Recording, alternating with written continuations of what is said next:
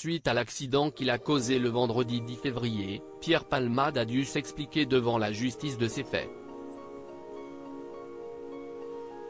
Ce jour-là, l'humoriste de 54 ans a notamment reconnu avoir été sous l'emprise de stupéfiants lorsqu'il était au volant de son véhicule. Mais le 1er mars, nos confrères du Parisien ont réussi à obtenir certaines de ces déclarations faites aux enquêteurs.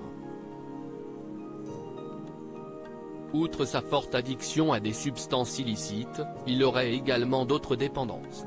Lors de son audition, Pierre Palmade a ainsi expliqué avoir commencé à consommer de la cocaïne à l'âge de 20 ans et n'a jamais cessé depuis. Ce n'est que très tardivement qu'il aurait commencé à prendre de la drogue de synthèse nommée 3-MMC dans le cadre de ses soirées de débauche. Une drogue qui, d'après ses dires, serait plus forte et plus séductive que la cocaïne. Seulement, le comédien aurait également avoué avoir d'autres addictions. Il serait également addict au sexe, à l'alcool, aux antidépresseurs ainsi qu'aux produits codéinés. Une liste pour le moins lourde. Supérieur à Pierre Palmade, Muriel Robin, Michel Larocque, Véronique Sanson.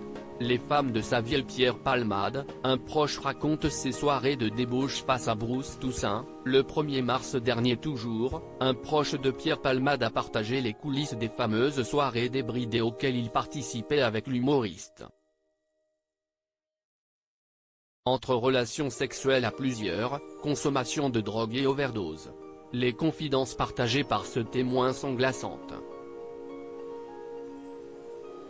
On pouvait être juste, 2, 3, 4 ou 5.